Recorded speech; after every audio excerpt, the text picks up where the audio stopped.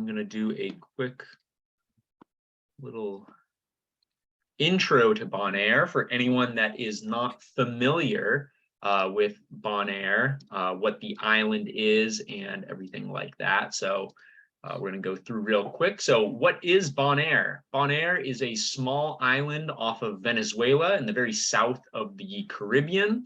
It is owned by the Dutch. It's part of the Dutch Caribbean islands. A lot of people call it part of the ABC Islands. A lot of people know Aruba or have heard of Curacao. Not as many people have heard of Bonaire. Pretty much only divers go there, only well known for the diving there. So yeah, just part of that little chain of islands down there. They do have a very extensive marine park from their high tide mark where the water can get up to all the way down to 60 meters. So quite deep down there is a completely protected area. They've got over 6,700 acres of reefs, mangroves, seagrass beds, all sorts of stuff surrounding the island there. So very protected. They do a good job of taking care of the reefs down there. Here is a map of the island. As you can see, they list here 63 different dive sites, as well as another 26 off of Klein Bonaire. So here's the main island of Bonaire. Right down here is the downtown area. And then right off the side here is Klein Bonaire. You might notice that pretty much all of these dive sites are here on the west side of the island. The east side gets very heavy winds, so it's very popular for windsurfing over on that side, but not as good for the diving. Can be really tricky with the conditions getting in and out of there, but it is absolutely fantastic over here on the left side of the island. Just dive sites all over the place. Some of the best diving you can get down in the Caribbean. Definitely some of the easiest diving I've ever done. Here's a quick list of some of the animals, some of the marine life you can be seeing in Bonaire. I think I saw all of these fish when I was there back in December with the shop running the trip. So I highlighted a couple of fan favorites. People always love the sea turtles, the seahorses, frogfish, octopus, and everyone knows it is well known in Bonaire for the tarpon. The very big silvery fish. You can do an awesome night dive right off the dock a lot of the times, right off a shore dive and everything. So super cool to be swimming around at night with those, kind of swimming around and everything. They get really close to you. They like to follow your dive lights and try and eat anything you shine a light on. So super cool to see those tarpon out there. Here's some pictures. These were from back in December when Undersea Divers were down there. Because it also, the island faces west, and you can see so well over the water. You get that gorgeous sunset like on the left side. Whoops. Like on the left side over here, the sun just sets right over the water. You can always enjoy the sunset there. And over on the right side here, you can guys see the water is just always beautiful. The sun is almost always shining there, like 99% of the time. It is a gorgeous day there. The water is nice blue, nice and inviting and everything. So just an absolutely incredible time down there. Really, really good dive conditions. They are far south enough to be outside the hurricane belt, so they don't really get hit by many big storms or anything. So almost always beautiful down there. So when you're in Bonaire, there's pretty much two main ways to go diving. You can either rent a car, like this example here. There's a bunch of car rental places or dive resorts like this one here from Buddy Dive. But you can rent a car, grab tanks, and go shore diving. You can drive anywhere on that west side of the island and be able to walk right in into the water there. They're very well known for all their dive sites being marked by these large yellow rocks. If you guys have been to the shop, if you kind of look one of the corners at Undersea Divers, we've got a big yellow rock painted with our name on it, but that is the same exact way that they paint all of the dive sites. If you're coming in from shore, they're all painted on the rocks with the name of the dive site that you'll be going into. If you're doing a boat dive or anything, which is kind of the other way to be going, they have these big yellow PVC pylons that'll have the same exact thing. They're painted the same yellow color, and then they have the name of the dive site right on there. So super easy. Whenever we go down Undersea Divers, we always go through a resort down there, the Divvy Dive Resort. I'm wearing my shirt today. but they have a whole boat package set up for us. The diving is incredibly easy there. The reefs are a little different from a lot of other islands or places in the Caribbean. It's not really barrier or fringe reefs or anything like that. Pretty much the whole island is just a reef coming on up to the top of the island there. The reefs will start in 10, 15, 20 feet of water or so. So for example, this picture here, while we were on the boat, towards the front of the boat there, we just moor up in that shallow water. You jump off the back, you can start your dive. The reef will just be in that 15, 20 feet of water, and then it'll just drop on down and go deeper. So you can pretty much choose whatever depth you want to be going at. If you want to swim down to 70, 80, 90 feet, great, keep swimming down there. You want to hang at 40, 50, 60 feet or so, great, hang right there. We just go in one direction for a while. Once we get to a half tank or half the time for our dive, we would pop on up to that top part of the reef, so we can start to off gas a little bit. You're pretty much doing a safety stop the whole way back, turn around, and then you're going to run into the boat. It's right there in that 15, 20 feet of water or so. You can hang out below the boat, wait till you get low on air, do your safety stop if you need a little bit more time, anything like that. So the diving there was incredibly easy. I would consider it the easiest diving I have ever done. So just loads of fun, very easy to be getting in and out of the water there. So that's just a quick little overview of what the island is. I wanted to make sure that anyone that didn't know much about Bonaire just had a quick little overview. And now we will go ahead and get started with our presentations. First up, we're going to have Liz. Let me find Liz. Did you find me? There you are. All right, I'm just going to make you the co-host, and then you can start sharing your screen and take it away. Awesome.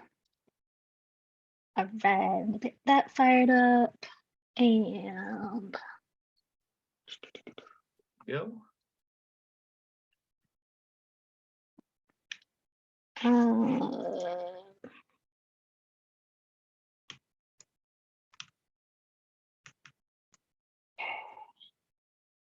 boom. Boom. Okay, hopefully I did it right. Looks great. Hooray! Okay. So I took a little different track on this than just here's some pretty pictures from vacation. Because it was my first time diving in Bonaire in a tropical location on a dive trip in general, as opposed to just driving up to Rockport and getting in the water with my camera. I approached it as a learning opportunity because I was going to be able to shoot on at least 3 dives a day, and learn as much as I could from it. To start, on my first few dives, I only had a GoPro Hero 9 with me, and that's because I was with a newer diver. I wanted to make sure that he was comfortable in the water before I added the task loading and the additional attention required for my camera. So for my camera shots, I was shooting with an Olympus TG6 and kind of some strobes, but I'll get into that in a bit. So I can find where my mouse is hiding. Perfect. So the first thing that I learned was I don't really like my GoPro, but it's okay in a pinch. I found that the photo quality I was getting out of it is not as high as what I could get out of my TG6, but I was still able to get some what I felt were kind of cool shots with it, even if they're not technically perfect. I was able to run them through Lightroom and get something out of it that I liked, if not print quality, then at least something I could share with my friends and say, hey, look at the cool stuff I saw. I like this photo particularly. It just ended up kind of neat. And then here, I'm not sure who's taking a selfie in this photo. Oh no, I think that's one of our dive guides. I can tell by the 2 different colored fins showing someone what they're seeing. So I liked the composition here. We've got Luis peeking in from the side. I think that's Luis and a few other people around. So that was fun. Another thing that I learned was to get some decent shots, I need to back up a little. I'm getting too close to my subject. And what could have been a really, really awesome shot of an entire fish in a couple of cases didn't turn out exactly how I wanted it to because I was too close. I needed to back up and get the whole fish in the frame. I really like this shot and I'm going to try to replicate something like this when I head down in a couple of weeks. Nice barracuda that we saw. Again, if I were farther away, would have been a bit nicer. Again, this fish here, he doesn't have, I think last meeting we were talking about swim space in front of the fish. This fish doesn't really have that swim space. I still kind of like how this came out though. I'm not too unhappy with it. Another thing I learned was to play with the aperture. So I have a few shots that I like, but they could have been better if the background had been less in focus and the foreground more in focus. So again, we've got a nice barracuda hanging out here. I think it's a little bit distracting to have all of the detail in the background. We're getting a little bit better with my little frogfish buddy here. I love them. I think they're so stupid looking. They're just like, hanging out on some coral. But it got a little bit better with this one. And then this shot could have been a bit better if the background were blurred as well. And there's something on this photo that leads me into my next lesson that I learned, which was always clean my lens. I forgot to before one of the dives, and I ended up with some nice, beautiful, well, not beautiful, but I think you can see the smudge on the photo. We have some smudge here, and that's practically impossible for me to edit out. I don't want to spend a year in Photoshop trying to make it look like that isn't smudged. So clean my lens. Also, in general, clean up after yourself, protect the ocean. This poor little urchin here looks like he's got a cigarette butt stuck to him. That made me very upset. Another thing I need to do is light things better, play with my lighting, play with my strobe. And a subtext for this is make sure my batteries are fully charged because my strobes aren't going to fire if they don't have any power. So this awesome lionfish would have been awesomer if instead of the squirrel being lit, the actual fish was lit. Same thing with this fishy, might have been a bit better had the lighting been better. Again, this one I was able to play with some of the settings and some masking in Lightroom, but it's still, the shot isn't quite what I think it could have been had I been paying more attention to my lighting. This guy too, I like this little fish. And again, another shot that probably needs more lighting, but I like the color in this one. It might not be a technically great photo, but I think that fish is cute. I like him. Contrast with this night shot, I think turned out much better. I think by the time I was on this dive, I had my strobes figured out a little bit more. They were firing when I wanted them to. And I like the way that I got this bit of coral in the foreground lit. And I really liked how the lighting turned out in this photo. We get a bit of drama with the dark and the light and also the depth. We've got some fish close to us and some far away. So I was satisfied with this one. I was okay with it. On a similar topic to my back up, we also have get closer, which granted can be very, very tricky when you're shooting in a reef like Bonaire and there's coral everywhere and you're trying very, very, very, very, very hard not to touch anything. I had to crop the heck out of the seahorse to even even show that there was a seahorse in that. I think if I had been able to get closer to it, also if my lighting had been better, might have been a better shot. This little, I think that's a little trunk fish, maybe. I like this guy. They were everywhere. They were hard to get a decent shot of, but they were so cute. Again, if I had been closer, maybe I wouldn't have had to crop it so much. I think I put this photo in the wrong section. It's got a smudge on it, but you can see it's got some neat anemones going on, and whatever the heck this thing was, that caught my eye. I don't know if it's a piece of trash or if it's a tag on the coral or what it was, but that was kind of neat. Here we're getting a little bit better, getting close to those anemones and the awesome little shrimp living in them. I like how that turned out. And here I was trying to get really, really close to flamingo tongue. I will say I processed the heck out of this image. And I kind of like the way it came out, but it definitely did not start looking like that. Another thing that I learned that I always have to remind myself of is to be patient and, you know, to understand that I don't have to shoot everything in one dive. I can pick one technique to focus on and shoot that. And if I do that, what I get will probably be a little bit better.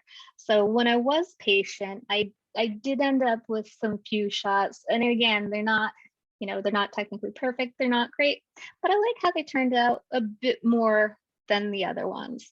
So here we have, I think this is a cowfish, if I'm not wrong. I was trying to forever to get a shot of one of them. They like to run away from my camera. I'll admit I have no clue what the heck these fish are, but I love, love, love the blue and purple colors on this little one toward the top. And of course, our lovely, is that a scrawled file fish? I like this guy. I think it's cool. And everybody's favorite, an octopus. I had to be very, very patient to get that photo. This guy, he was on the move. He was a little bit camera shy. I had to hang out for a bit before he chillaxed a little under a rock. And I was able to get a couple of photos that I wasn't completely upset with. So yeah, that's what I learned on my winter vacation. And can't wait to go back.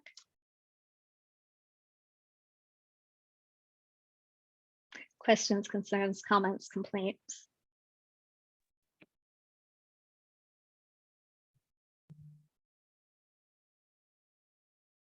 Thanks for taking the time to organize it into things you wanted to learn and did learn, and as opposed to just showing us pictures. That's great.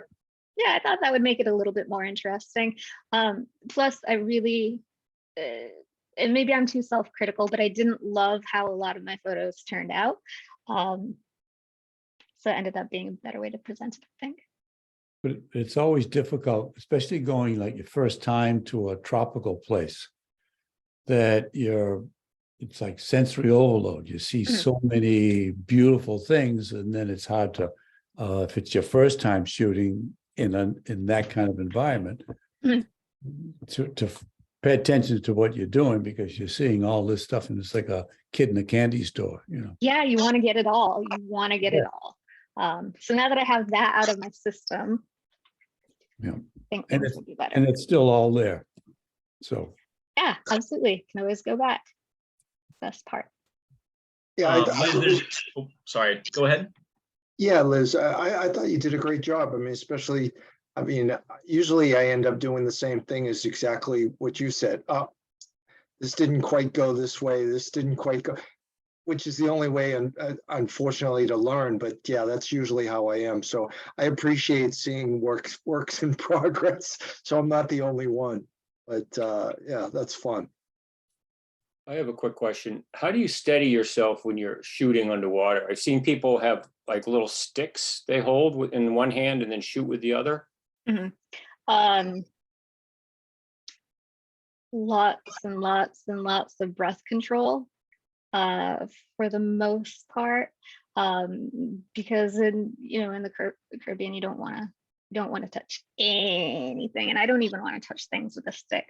So that's another, besides the fact that I am just addicted to being underwater, that's another reason I dive with a camera a lot up here, because the environment is a little bit less sensitive. So if I do mess up and like crash into a rock or something, there's not much I'm going to completely wipe out up here. So it's a good way to practice that buoyancy control, and just being, but sometimes it's impossible to steady yourself and you just have to give up a shot completely because you're being thrown everywhere. But yeah, lots of practice. Other times you can look for, once you're a little more familiar with the coral reef, you can identify a dead patch, and you could put a finger down on that and then not cause any harm, and that would stabilize you to be able to shoot. And a lot of people, and I use one of those sticks, a little rod, but the tendency sometimes without thinking is you think that you can just put that rod anywhere. Well, the downside is that's a hard, sharp, not sharp, but it's a small metal rod that if it hits a coral, it could damage the coral. So, but as long as you're careful with that, or you use putting a finger down, then you're okay to stabilize yourself that way. Just another thing about the sticks. I mean, I use one. I'm always careful to put it on dead coral. Problem in Cuba, there wasn't any, or on a rock. And the sticks are good for a couple of other things. They're good for pointing at something to show your, other people on the dive, particularly if you're pointing at something that's really tiny, they might not otherwise see. And as much as I hate tank bangers, you can in fact use those poker sticks on your tank to as a tank banger. Just don't do that very often, please. Thank you. And there's one that's really nice that has a handle as opposed to just just a steel rod with a lanyard on it. There's one that has a plastic handle, which is you hold like a pistol. It's a nice grip on it, and it has also has a ruler on it, so you can measure stuff. And another thing, you can use that stick, put it in the sand, and that gives you sort of a monopod, and you can just sort of brace yourself if you happen to be in some sort of an area that the bottom either gets kicked up or there's a lot of life. If you find a spot in the sand, you could plant that there, and then you could steady yourself. And I find that helpful.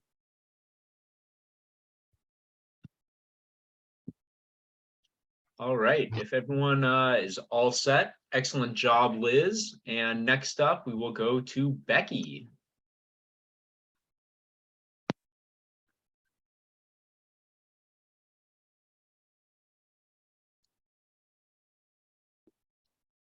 You ready, Becky, or you need a couple minutes? I am. I have to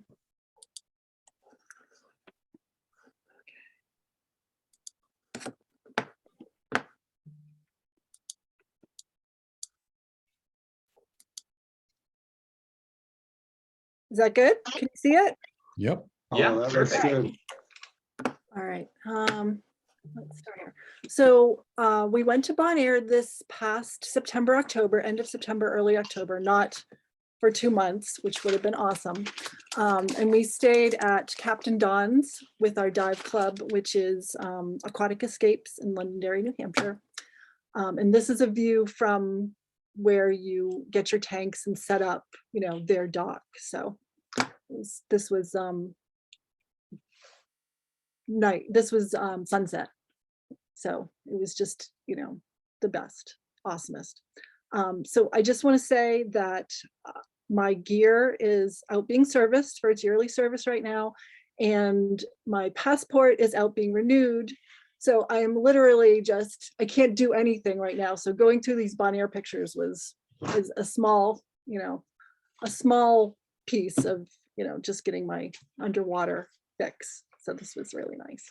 And it's also putting together a little presentation really helped me from getting a big head about, oh, these pictures looked really good. And then when I have to compile them for viewing, you know, not so much. So let's start. I have a TG5. I have a strobe, but the cable broke. So some of them are a little blurry because, you know, the strobe really helps with that, freezing it. But my video, I dive with a one strobe and a video light. So these are all with my video light or natural light. And that is a macro wide angle 4300 from backscatter. And I love that light. It's great, you know, really, really nice. And I have a snoot with it, but I didn't use that for any of these. So I love wide angle. So I love reefscapes. You know, I try to get, you know, as much in the scene as possible. And like Liz, you know, everything that Liz says, you know, is, you know, exactly it. You know, you get there, you're so excited, you have so many shots. I have lots of fish butts, but when you calm down and you can just relax and, you know, you have all this warm water and, you know, you can just, you know, try and compose better scenes. So again, you know, I like the wide angle. I like to get some sort of other action in the scene, you know, the boat, the diver, a little bit of the, you know, sun or a Snell or something. And, you know, I try to get as low as possible, you know, without touching anything. I try not to touch anything, you know, breath control, or if there's a little current or something, I'll just windmill around and try to, you know, come back at it. So I'm a little more stable with my shooting. I love these big sea fans, and, you know, I got a few that were just so translucent and see-through, and I just, you know, loved the drama of them and, you know, the sculpture. Like this, yeah, I really love, you know, just seeing through these and, you know, seeing fish swim behind them, you know, and still seeing them. So. And then the elkhorn coral, again, really sculptural, trying to get the fish, trying to get the sun, you know. These are one of these shots where I, you know, I saw a little piece and I like spent all this time, you know, and then, you know, I realized my husband, Buddy, you know, was over in this other area, and this little tiny piece of elkhorn coral was, you know, nothing compared to like this giant garden that, you know, he saw. So reminder to myself to look around more when I'm taking pictures. And then there's all the opportunities for, you know, fish portraits when you're down there. You know, this, what did I put? Balloon fish, yeah. And, you know, their eyes are just so amazing, you know.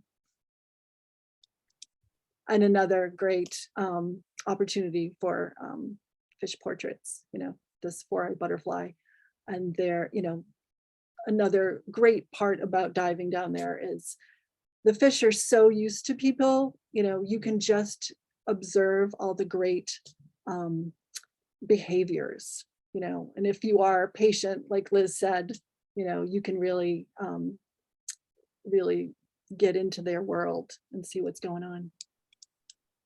And then the opportunity for shipwrecks, you know, and I think, you know, we're booked to go this October, and just, you know, I've been trying to practice more with my model, like getting the, you know, hand signals for, you know, turn on your light, you know, point your light here, you know, but anyway, another good opportunity for wide angle.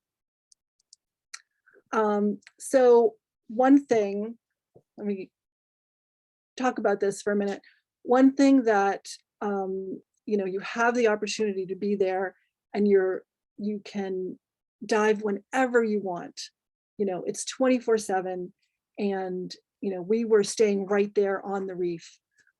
So one of the great parts, one of my favorite parts was diving before dawn and, you know, experiencing that reef before anything woke up, so when things were sleeping, and then watching the sunrise underwater.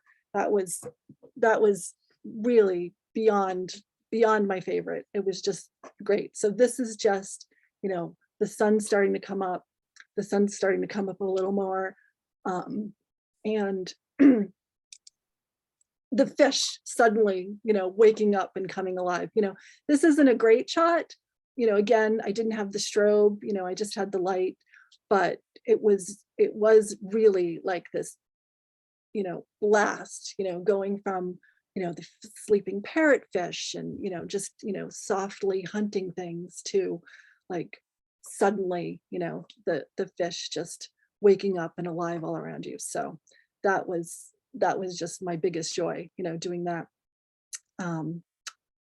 And seeing more behavior. This was on a true night dive. Again, not a great picture because, you know, the strobe wasn't there, you know, maybe I was too excited, but, you know, just the behavior of, you know, this octopus, you know, stretching out and hunting and, you know, getting, you know, the opportunity just to, you know, observe all that. So fun. And the lionfish, you know, they're there. I'm not sure, I know you can take a class, but I'm not sure why, like in other Caribbean countries, they're not actively hunting them, but anyway, they're there. They're great subjects, you know, they're really, really dramatic and pretty. And I really liked the reef that this one was on and just how, you know, dramatic with all the different, you know, corals and color that he had behind him. And then, you know, they're everywhere, right? So this picture, I wanted to just say, we were finishing a night dive and this was, you know, again, you know, it just, this guy was probably out hunting all night and going, you know, trying to get back to his den or, you know, just finished.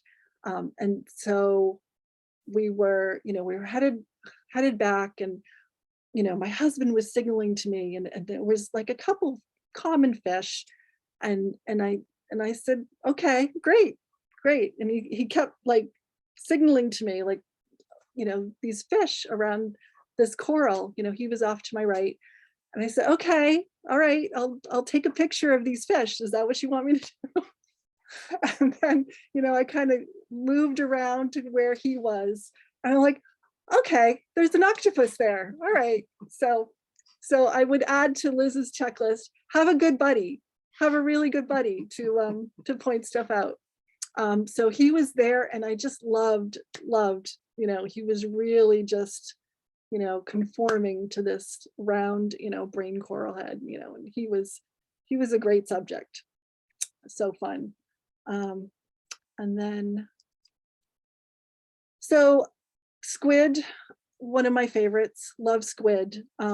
Again, not a great picture, you know, because I had the, you know, I think this is all natural light, maybe a little bit of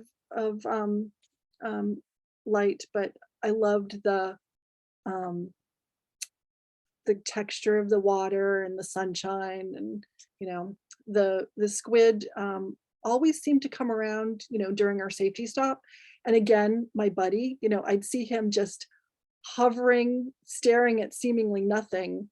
And, you know, it was always, you know, squid, squid being around there. And again, not a great shot, but it was the texture and the, you know, the sky, you know, and the colors of the water. This one, I don't know, I just liked it, you know, as kind of a watercolor painting almost. Where are we? Okay, so on one of our, those are my underwater pictures. When we had a truck and we like to explore, and when we were out at Salt Pier during our safety stop, we decided to just, take a trip down south, while we were off gassing. And I'm sorry, not safety stop, surface interval. And we've discovered like Bonaire has awesome graffiti. And I believe, so this was going south towards Lac Bay. And I found out later this was a shrimp, it was a old shrimp factory or a defunct shrimp factory that's just been taken over by, these graffiti artists. And it was just fabulous to like, just walk around. And even in downtown Kralendijk, you can see like the amazing murals. So this is my, plug to get around and look around. It's really, really an awesome place. And for my next trip there, I definitely want to, we took a ride around, but I want to make a point to dive in the national park because, it was stunning just going down, and driving around with the different topography. This one reminds me of like the moon. And then, you have the sea right next to it with all this, amazing life underneath. So I think that's the end. And I also wanted to say, I wanted to plug 2 YouTube channels that Bonaire, about Bonaire, A Diver's Life and Tropic Lens, because they do a great job if you're into fish ID. They do a really good job of fish ID and talking about, where they dive and, what can be seen at different intervals and stuff. So that's my plug. All right. Hooray.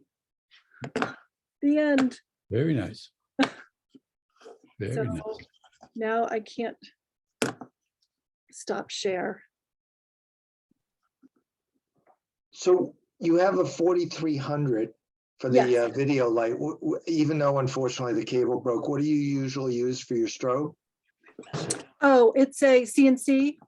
It's a CNC strobe. I think it's a DS2, I think. Oh, here we go. Okay. All right, stop. And I really like that. I really like that strobe. Really good to use with my, heavy gloves in New England and, in the Caribbean.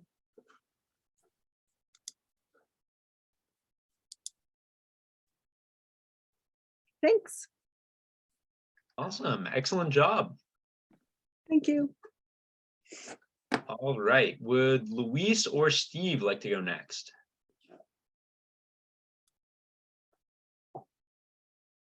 I'll go. Awesome.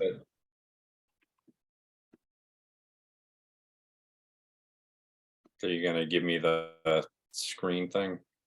Yes, yeah, you should have it. You should be able to go to the bottom there, click share screen, and then click on the tab.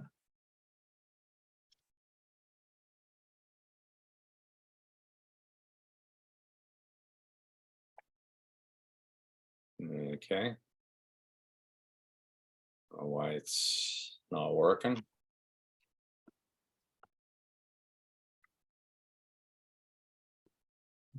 So nobody can see my screen. Are you tapping on the green button? Yeah, that says share choose? screen. Yeah, and then you should be able to choose whichever your presentation is then. Yeah, it's on my desktop.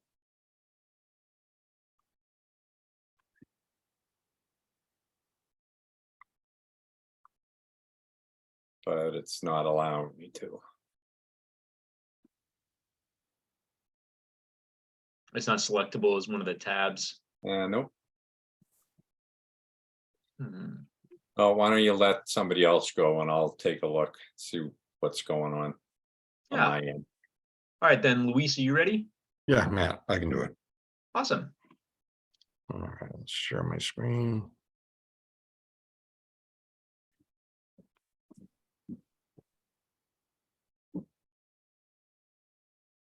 Okay.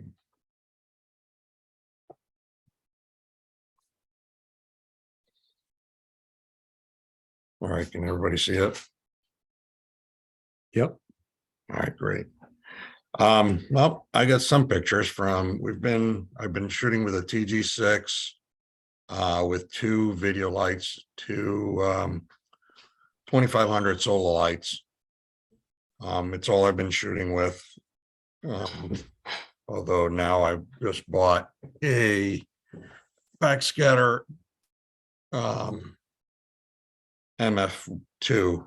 So I'm going to try a strobe and see how that goes instead, because I wasn't pleased with how the lighting is in a lot of my pictures. Some of these photos, like this balloon fish, are from first time I was there with Undersea Divers, not last year, the year before. So I think we're on a different screen than you are. you are? Yeah, we're looking at like a file viewer all your right now. thumbnails here. How come it? Okay, hold on a second. You Let me click try that on again. one or the first one. Oh, it just didn't take it the first time around. That's why. I think. Let's see. How about now? Yep. Yes. Yep. All right, great. Sorry about that. Never know what's going on half the time. All right, so balloon fish. Just these guys are all over the place, and they're so calm and relaxed when they go by you, or when you go near them, that they make for an easy subjects a lot of times. This is a red frogfish. We were there with Undersea Divers, like I said, 2 years ago. And this was pointed out by our dive master, Denise. First time I ever saw a frogfish. This is an anemone. I'm not too happy with the color. I got to work on it, and that's part of the video lights and stuff. But it's got, if I can zoom in a little bit, Peterson shrimp, cleaner shrimp there, and Denise calls them sexy dancers. Another type of shrimp. I have no idea. Matt knows better than me. This is a yellow seahorse, and like Liz was saying, sometimes it's very hard because there's corals everywhere, and how do you get there and try to get a picture of this small little animal without touching or trying to stick a camera in places that don't fit, especially when you have a housing and everything else on it. A couple of flamingo tongues. Usually they're all over the Gorgonians. Picture of a French angel. I like this one because he was just calm and relaxed, and you got all the other little fish. But I think that at least the colors on this one came out pretty good. This was a FO Ladania's leap. And this octopus was just sitting on the bottom. It was kind of nice. Make life easy. Everybody loves the turtles. This one was just sleeping or resting in the bottom, and as I approached slowly. This is a picture that I love because it was pointed to me by one of the other dive master that we have, was Root. This is here, and I'll blow it up a little bit. That is a reef scorpion fish. And it was kind of a little bit of rare, but he had found it and pointed it to me.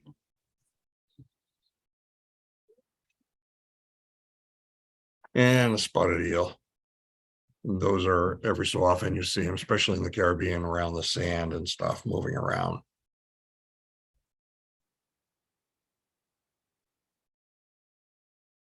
And I love this picture. I love no matter what. I mean, I know the lighting is not great, but you know, that ball of brain coral is just so nice to look at.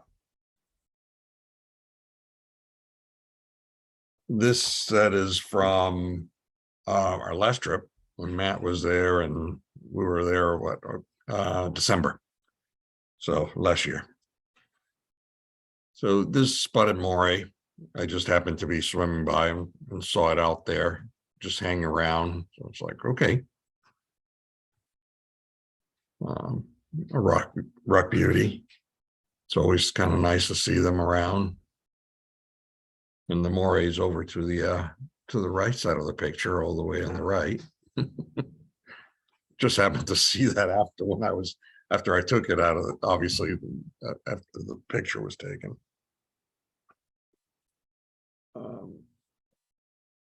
This is basically one of the many seahorses that we saw, but luckily this one was kind of sitting a little higher.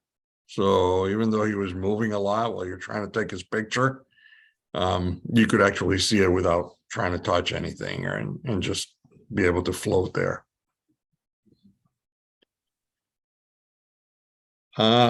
This is basically a sea cucumber. They called it or she called it, I should say,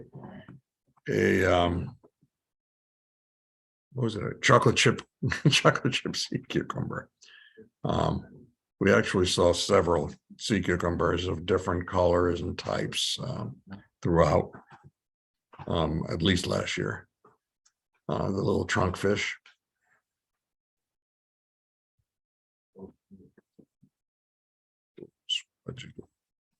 This was a night picture, and obviously my lights are a little too strong and in the wrong place. But I like the picture more because of just seeing the open polyps on the coral as it's feeding at night.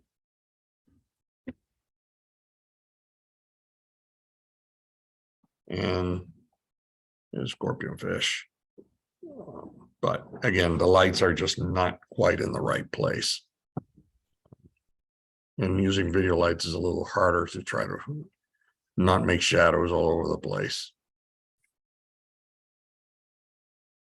This four-eyed butterfly was basically just eating and just checking out the area when I came across him.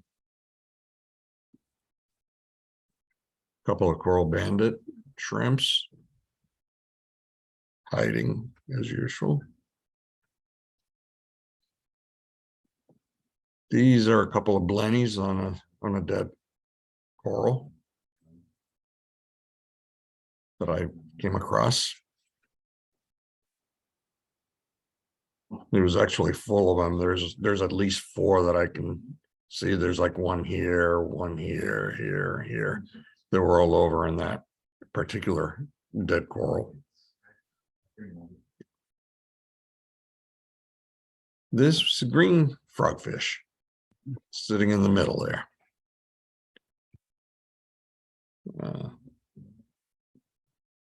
Again, the composition is not great. Again, I'm convinced my video lights are not the right way to shoot photography underwater as much. This is chain moray. I was just happened to be swimming over when I happened to see it, so I just took a quick shot at it. And like Becky mentioned, sometimes when you can't stop or the water's moving, you just kind of come around, hope it's still there, and hope you remember exactly where you saw it, because that's the harder part a lot of times. Like, all right, I'll come back to that rock. Nah, what rock? There's a peacock flounder. This was this, I think. Okay, this is an ocean trigger. This was just natural lighting. I didn't have any other videos, and this is at Something Special dive site. And I just happened to have gone away from the group, and I was basically coming back towards a boat by myself, and I saw this from far away, and I was like, at first it was facing straight at me, and it's like, it looked like a mola, and I'm going, no, there's none of those around here, until he turned around and he gave me a full side view of himself, and I got the picture. And when I turned around, this guy was coming over, a nice big tarpon, and he was coming straight at me, and I just kept the camera right in front of me, and I just waited until he gave me finally his side. But I was going to say, like Liz said, yeah, it's a little close. I didn't get the tail. but I still was kind of like, okay. This is all natural light, and even though it's not a great picture per se, I mean, I like how the water has the prism, causes the prism effect on the corals and stuff. So it's kind of, it's neat in that sense. And in the bottom stuff, this is basically a French angel and a queen parrotfish. And I found this guy's too, bunch of yellowhead jawfish. And again, you got, this is all natural lighting, and you got the pattern of, again, the prism colors created by the ocean, by the sun coming in. Okay, why you're not responding? Sorry. There's another one of one that was a little bit further up. This was really tough to do because I'm trying not to get on the bottom. And I'm trying to approach them slowly, and the minute they sense any movement, they disappear. And then you just got to hang around there and hope one of them at least pops out in the right place. And this is the same yellow frogfish. I happen to have been taking pictures of the jawfish and other stuff when Liz came to get me about this guy in that dive, because the dive master was wondering where I was, and I had just stayed at the shallows trying to find my other stuff. So they wanted me to see the white frogfish. So, but that's about it for me. Very nice. Thank you.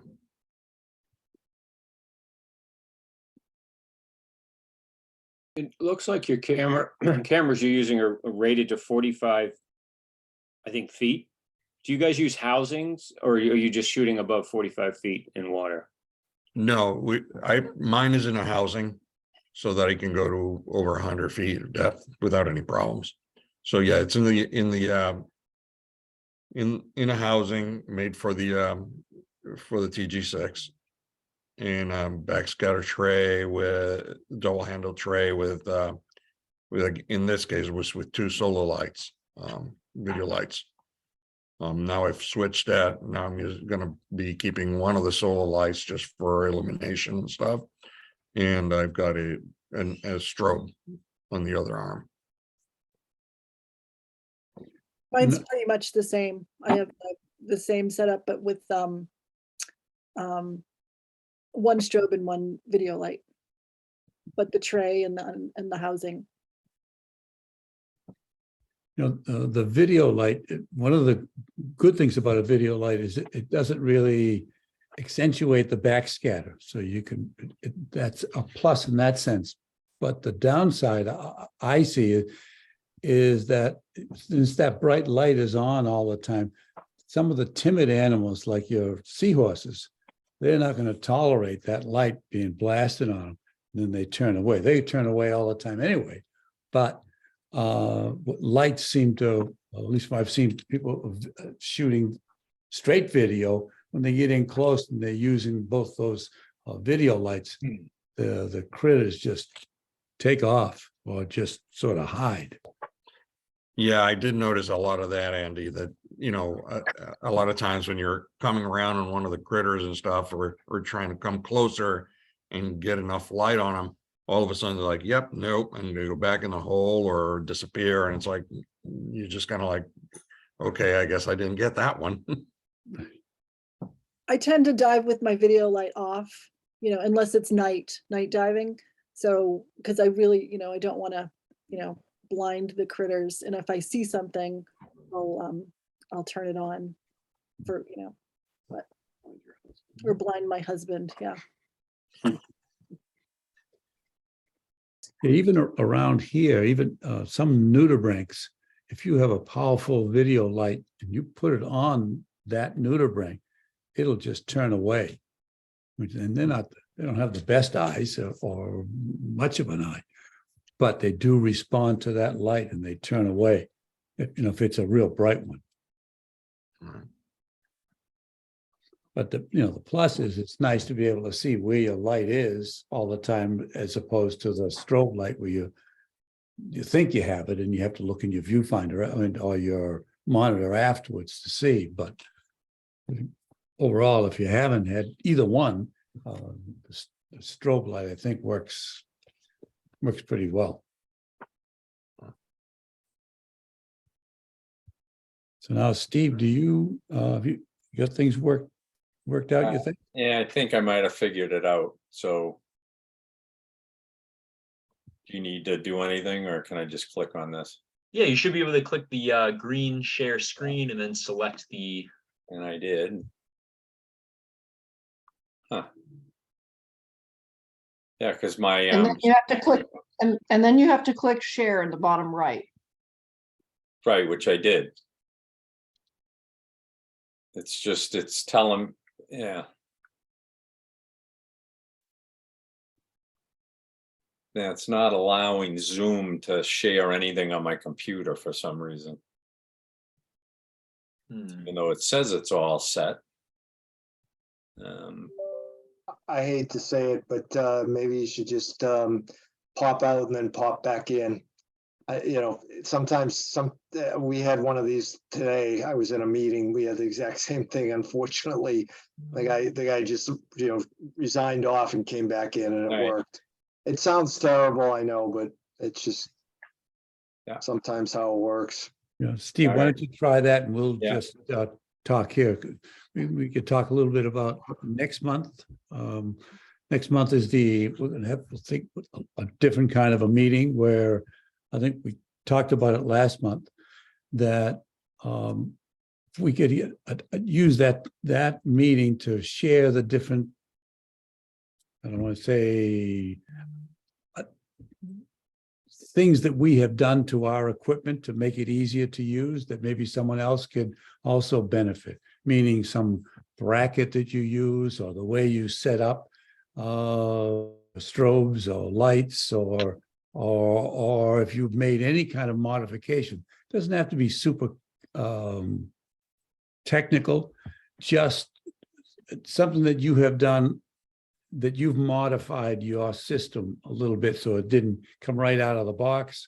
You're doing something that maybe someone else could benefit from. So if you we'll send you some emails along the way in the next week or so, see if we can get some of you to commit to sharing that. Does anyone have something that they have done with their equipment that they'd like to? No. I could offer a couple of things on my setup, but I have a much larger camera than most people. Right, but still, I mean, all of that could be food for thought for someone else. I mean, I also shoot with a housing, but I've made or had made a bracket or a handle, so to speak. And I find that real helpful, making shore dives and handing it to someone while I'm in the water and they're in the boat, and just hand it up to them. I could show you what that is. Nothing fancy, but it's that kind of thing. I know that all of us have tweaked our system a little bit, so that maybe that's something that, because some people are just starting out with a new camera system, or just in photography, period. So it might be something that we'd all benefit from. Yeah, Andy, I have something too I could show. Great. With strobes and cable. Okay, that'd be terrific. And we can, Works good in a pinch. yeah, I mean, and it doesn't, we're not trying to say that you have to do a 20-minute thing on, some sort of an adapter that you've made. No, just a few minutes. And then if there are more questions on that, then great. But otherwise, just a way for everyone to get to see. I mean, if everyone brought their cameras to a meeting live as opposed to Zoom in a big room, well, then we could walk around and see what everyone has. But, at this point, we can't do that. So I thought this way would be a nice way to share. So. Yeah, it'd be great to see your equipment, since I'm learning. Yeah, and everyone we're all learning. And it's matter of fact, last meeting, Tom Gately mentioned the book with by Alex Mustard on master photography. I forget the title, but I got it and I've been reading it and it's fabulous. Just simple things, things that you maybe I knew, but I forgot or learned for the first time. So I'll give that book another plug. It's again, Alex Mustard. He's a top-notch photographer from the UK. Steve, I see you back. Yeah, it's just still, it's not letting me do anything here. I don't know what's going on. But you can move on. I'll keep playing around. I don't know. Yeah, I can jump in and do mine. You I might mean, just it's have to worked do. before, so it's the same computer. I don't know what changed here. Mhm. Yeah, you might have to try and reapply the like permissions for Zoom on that link I just sent you. Yeah, which I did. Okay. Yeah. But it still won't let me share anything.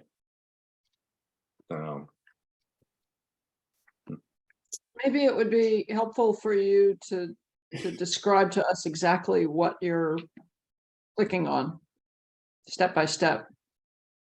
Yeah, I'm clicking on the green share screen, and then it brings up my desktop, and I click on that, and I click share. Tells me allow Zoom to share your screen, and I say open preferences, which it's asking me.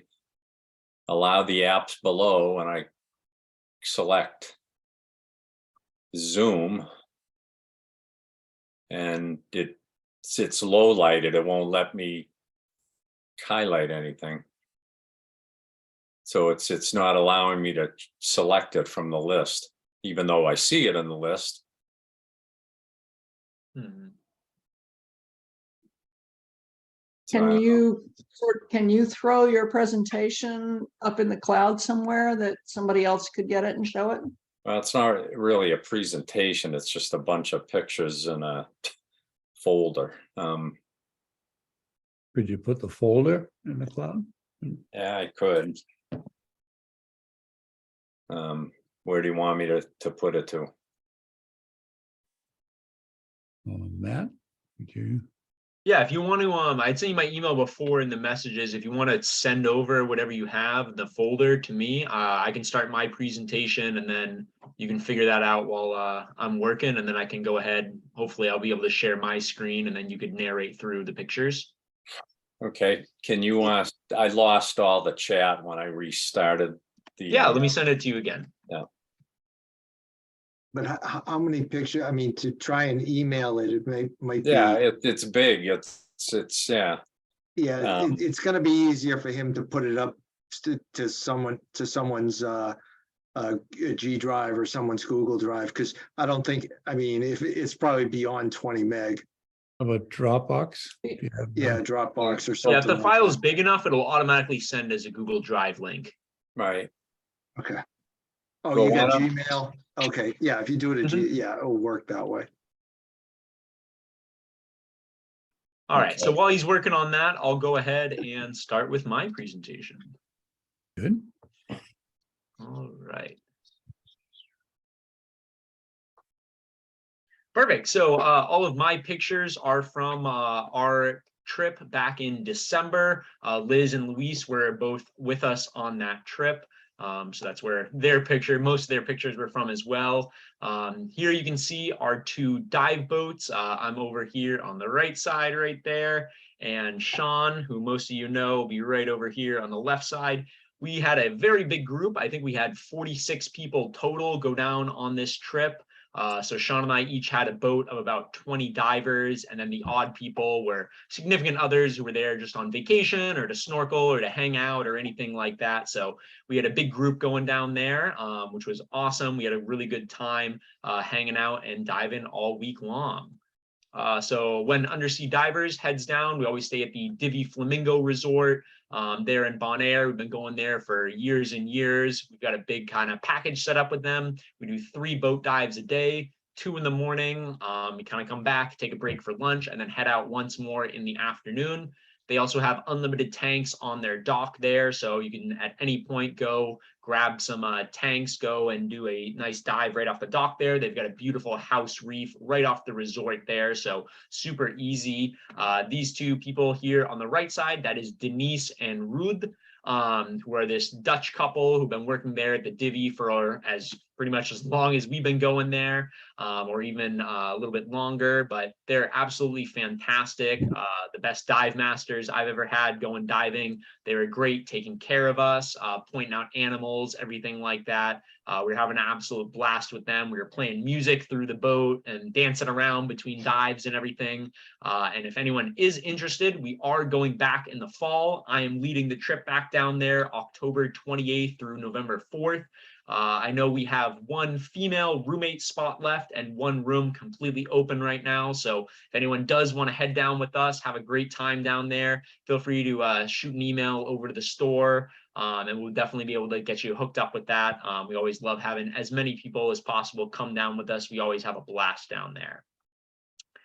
So real quick before I get started, I always like to go over my camera setup. So I use the Olympus TG6 camera in their housing made for that camera.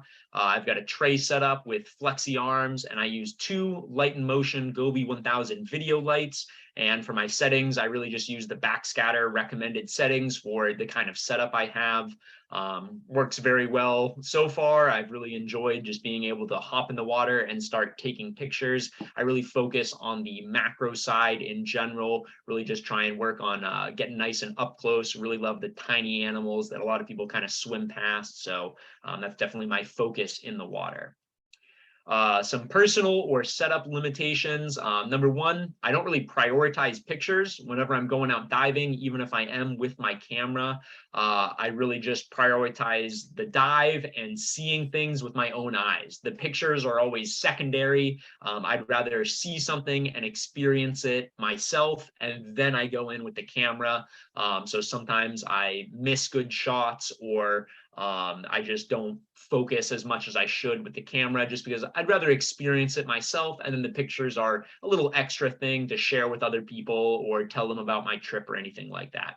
I often get very excited when I'm taking pictures, and I don't really look through my viewfinder afterwards. I've got some examples of that in this presentation, that I just get excited, I start clicking away pictures, and I don't really take the time to reflect and look at what I just took before I go back in and start taking some more pictures.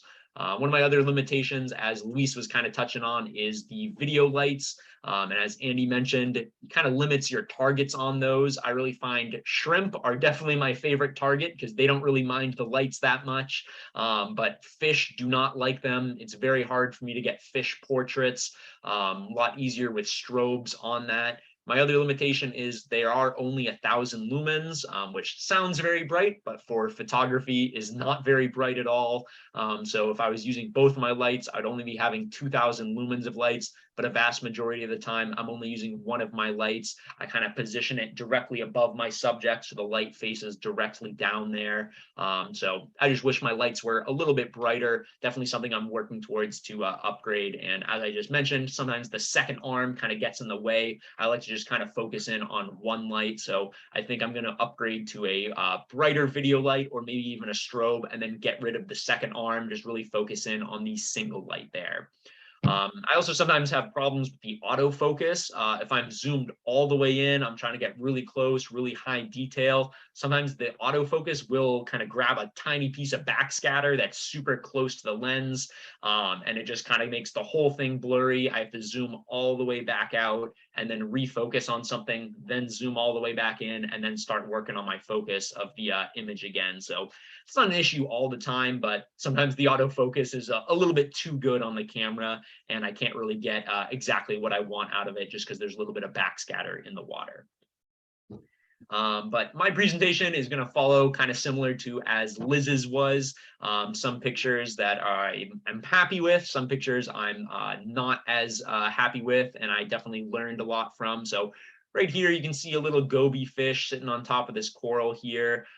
This is kind of an example of one of the limitations of my setup and everything. I can't really get much closer to this fish than right here. If I get any closer, that light will just cause it to dart away. So a lot of times I'd find myself just trying to inch closer to something, and as soon as I pass a certain threshold, the fish is just gone and that opportunity is gone. So it was difficult sometimes to grab some of the fish pictures that I was looking for.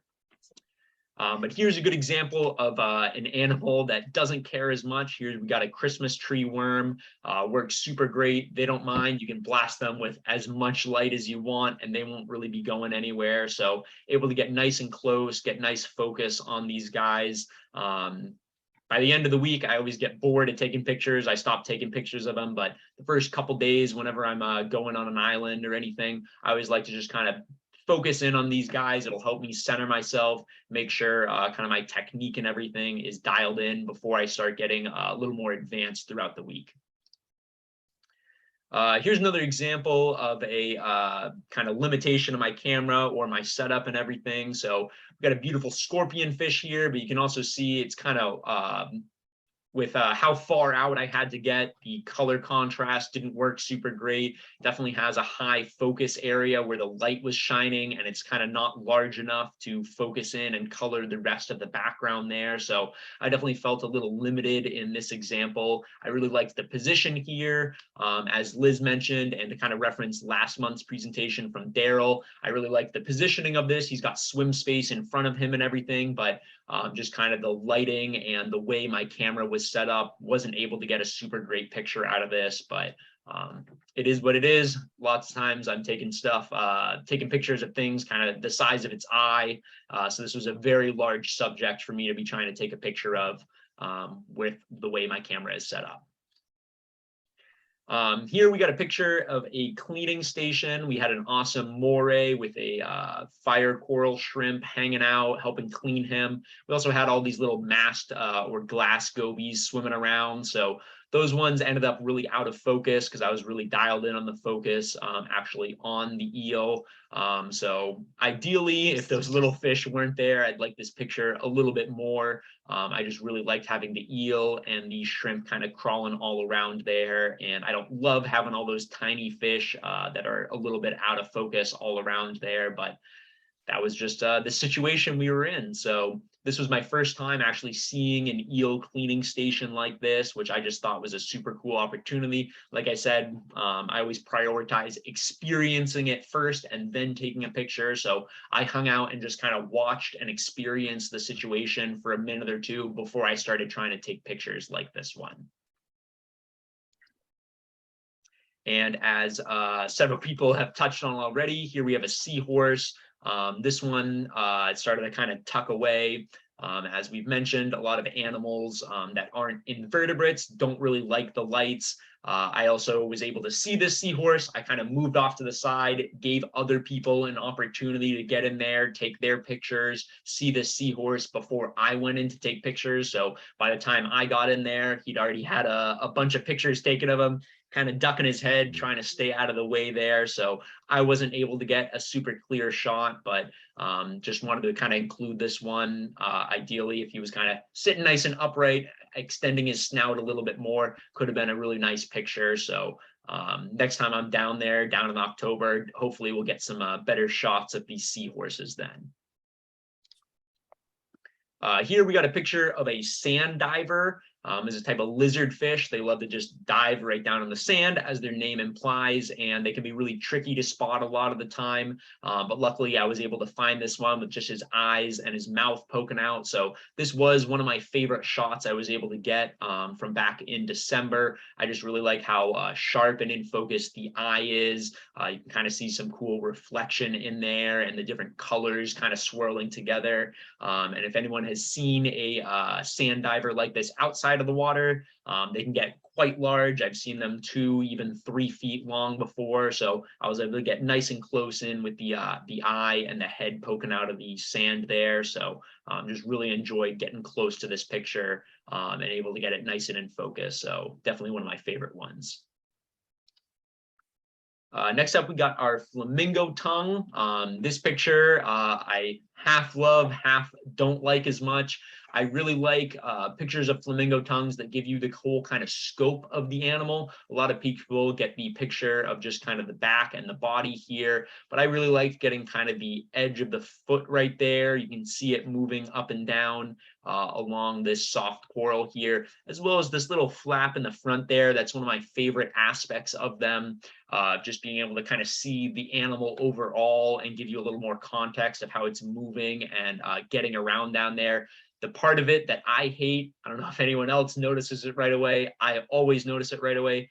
This one was actually damaged right here. It's got a little bit of its skin kind of hanging off the edge right there. So that's just more of an individual animal type thing. Like I said, I always notice it. That's the first thing I go, oh man, if that hadn't been there, this would be like one of my favorite pictures. I just really like the depth of field of it and the, like I said, the layout of how the animal is. You can really see the whole body of it.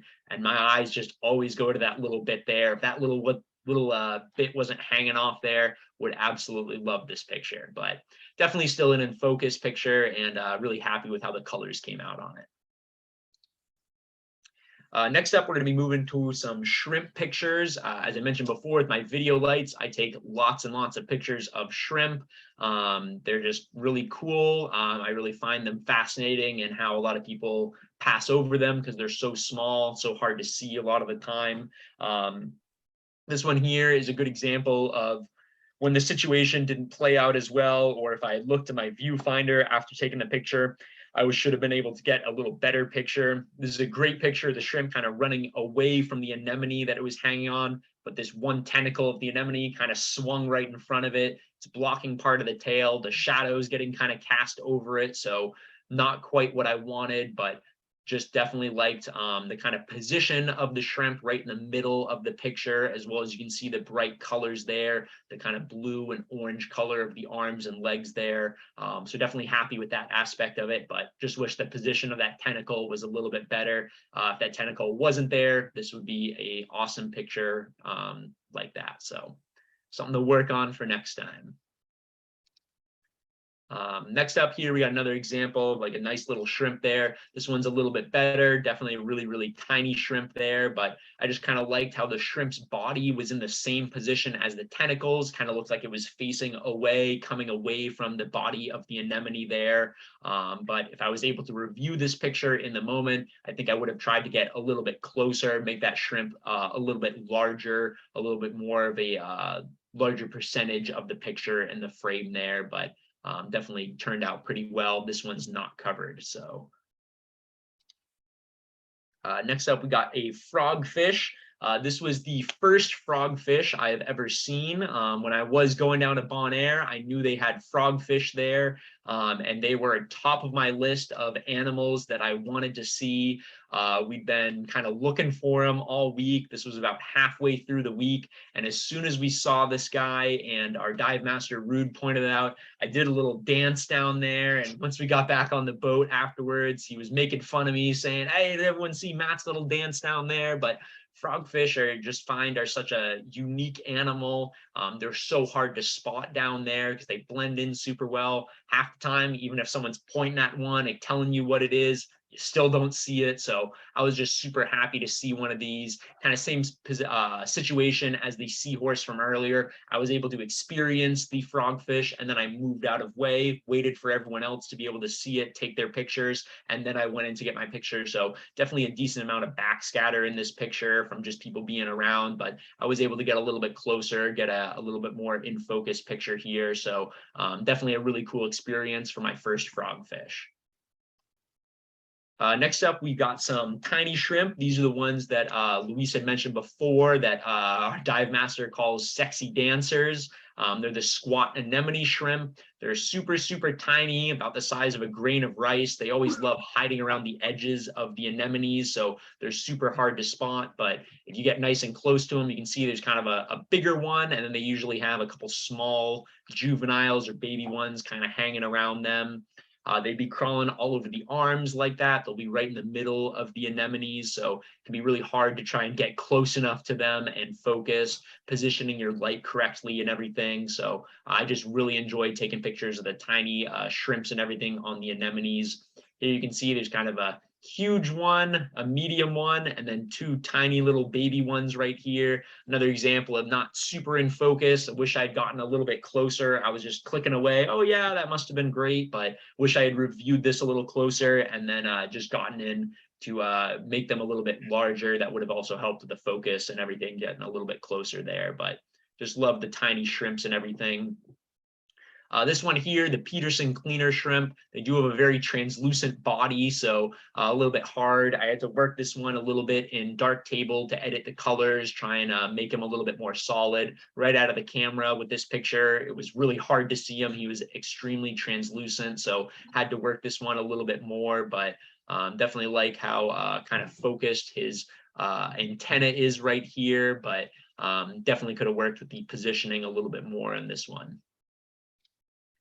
I also ended up with a bunch of pictures of different species of shrimp together. So we've got our squat anemone shrimp here, and then the Peterson cleaner shrimp over here. Definitely had a bunch of situations where they were together, and if I had reflected a little bit more, could have tried to get them a little bit closer together, a little bit more in focus, or on top of each other. So I have a bunch of pictures of all the shrimp being together. One of my favorite shots of shrimp you can get are when they are on the anemone and kind of hanging out on the arm. This guy was kind of right in the middle of the arm here. If you can get them lucky enough to get right on the ball of the anemone, that's one of my favorite shots. But definitely hard to kind of coerce them out there. Here's another example. We got a big shrimp, a tiny shrimp, and then the Peterson shrimp kind of comes running out of nowhere in there. I was actually focused in on these two guys, and then this one kind of came out of nowhere. Wasn't expecting him to be in the frame at all. Another good one here. We kind of got the depth of field. You can see the one in focus, the one in the back there. And then here's one kind of crawling around. So I got two good pictures out of this one. This one here, I wish it kind of, the tentacles opened up. You could see the shrimp a little bit more, but I really like how you can see the length of the body, because when he did crawl out a little bit more right in the tip, he kind of faces me directly. I wished he had turned a little bit more. If I could kind of combine the pictures, get the positioning of this one, but the angle of that first picture there to just give you the more context of the body and everything. But definitely got lucky here when he crawled all the way out to the tip of the arm. And next up, we've got a picture that is not a great picture, but it was something I was trying to work on. I took this picture just to identify this fish. We were towards the end of our dive, and our dive master, Denise, swam over to me and was gesturing, pointing at something over here. And I kind of swam over, and we're looking around, and she writes on her slate she has and turns around and says, "I don't know what it is." And I'm like, well, if you don't know what it is, I definitely don't know what it is. So I was swimming around. I turned my lights off and just started trying to get a couple pictures. Here's a little bit of a better picture that I got of a more broadside. But turns out this is actually a juvenile green razorfish. Apparently they're very rare down there. Denise had never seen one. She's lived there for 15 or more years, working as a dive master, going out almost every single day, pointing stuff out to people, and she had never seen one before like this. So I just, like I said, didn't want to bother it. I turned my lights off and just tried to get as best of a picture as I could so I could identify it. That was my priority, figuring out what I was seeing. And then luckily, I convinced us to go back later in the week, and I was able to use my lights. I went back to the same soft coral and found him hanging out there again. So I ended up with a bunch of really good pictures. I spent 90% of the dive between these two soft corals. One had this juvenile green razorfish, and the other one had a slender filefish, which we'll get to in a couple slides here. But I just sat there and was taking pictures, And that was definitely the best day of pictures that I got the entire trip there.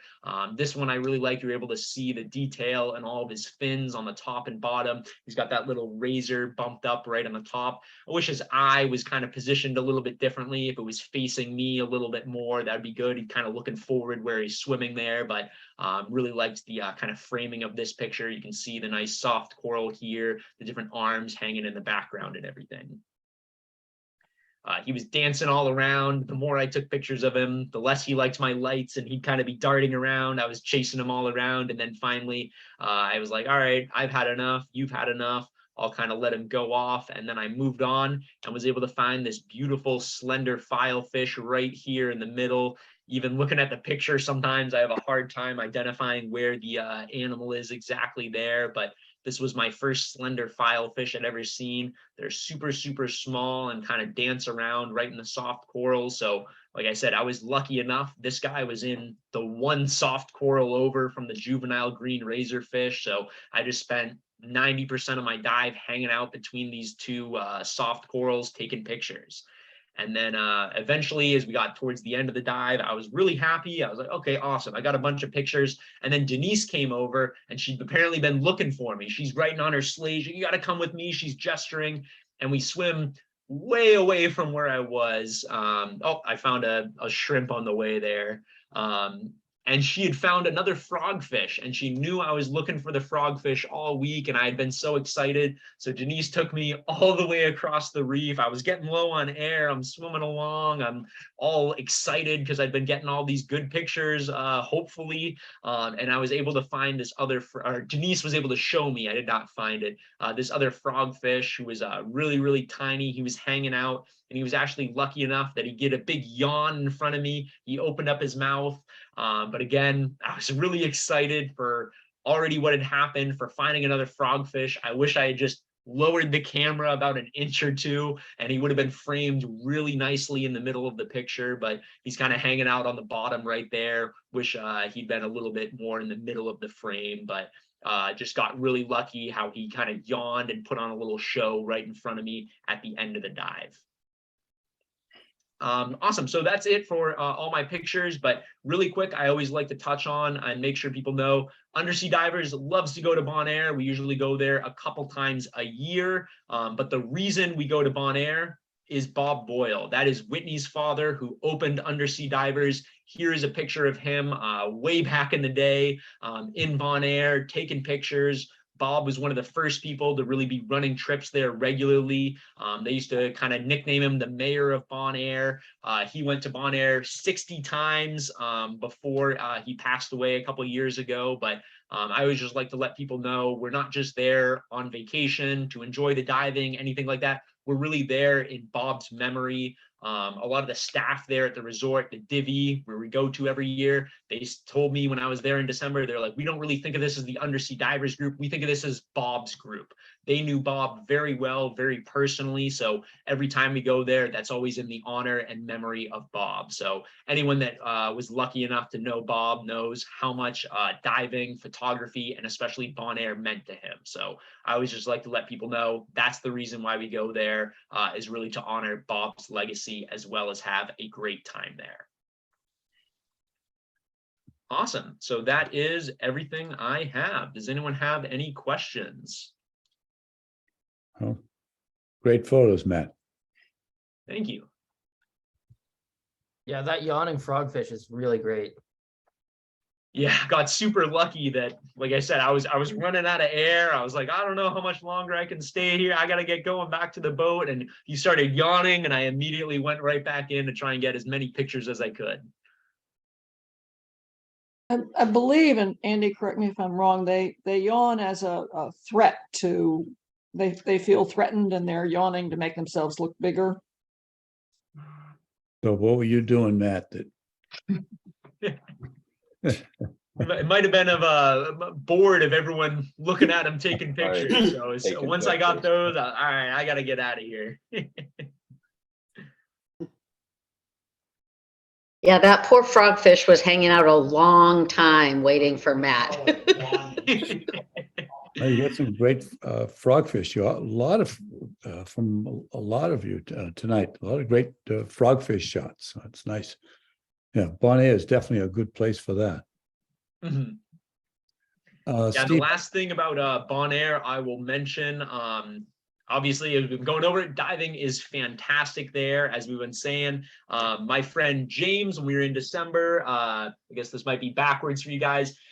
James and I always collect license plates of everywhere we go dive in, all different states or countries and stuff like that. So, like I said, this might be backwards, but right below their license plate right here, it says Divers Paradise. That is actually kind of Bonaire's motto. All of the citizens and people that live there are aware that divers go there. That's kind of where their economy is based, is divers coming, the tourism there, people renting cars, going out to restaurants, going diving, tipping people, everything like that. So definitely is a super cool place. If you guys haven't been there before, would highly, highly recommend going and checking it out.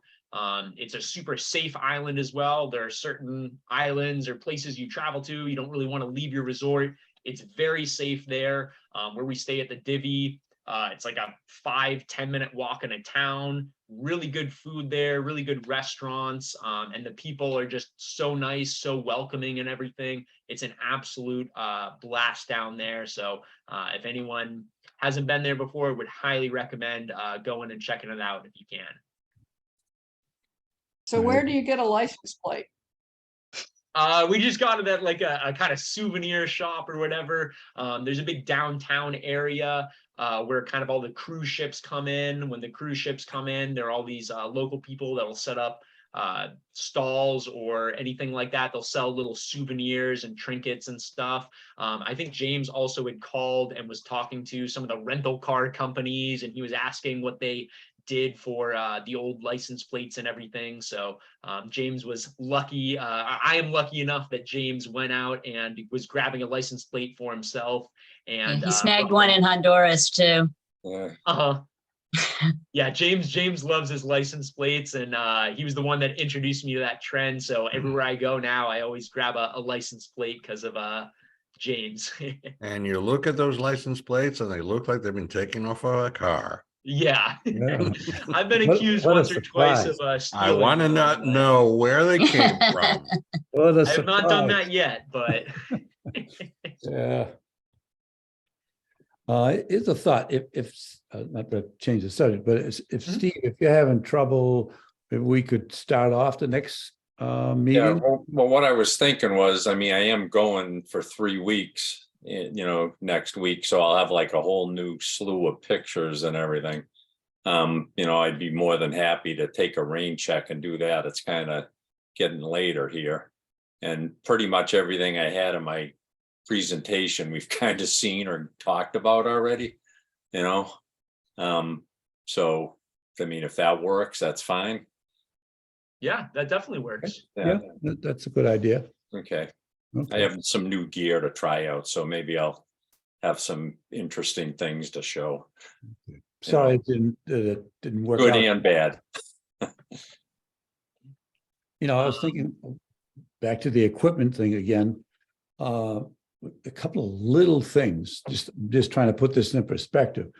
There's we all have cables, and there's a couple of things that I use that I just got in the hardware store to hold the cables in place. So it's kind of a simple thing.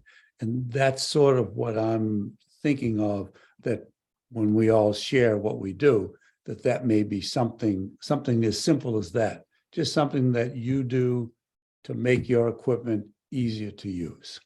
Mhm. So think about that, and we'll hound you with some emails during the next couple of weeks so that we see if we can get some of you to. I know Andrea just said that she would, and I will. And Matt, I'm sure you got something that you can also add. So I'm in.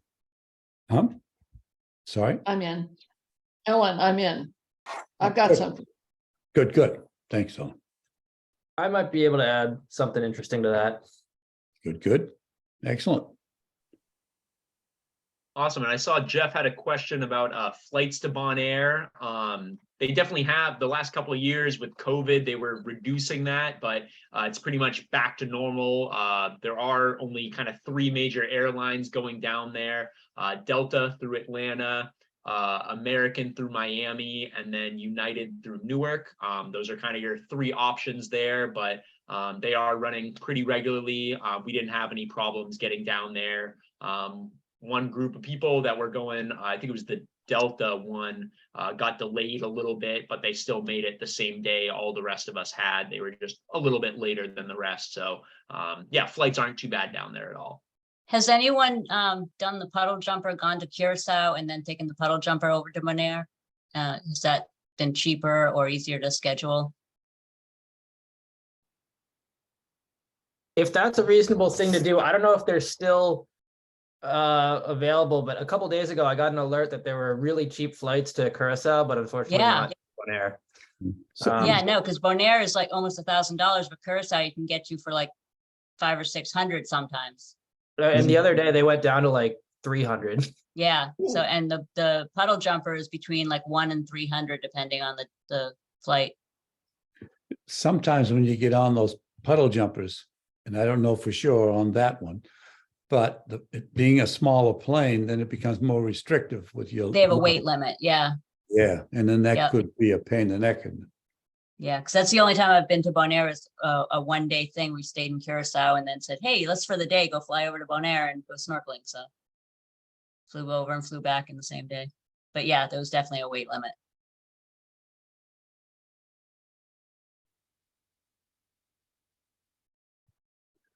okay, again, Steve, I'm sorry that things didn't work out. No problem. Okay, We'll wish do you it the next best. time. And thanks everyone for Yeah. tuning. We had at this point 67 people. This is a record. Yeah, this is very good. You know, if you think of this now, this was the Bonaire theme. If there are any other themes that that you think of, pass them on to us, and that yes, obviously with now it's 72. Is that right? Could that be? Anyway, a lot of people. 35. It's 35 right now. 35. Is it 35 now? Okay. Yeah. Yeah. I'm sorry. So still 35 is very A good. lot. Yeah. It's good.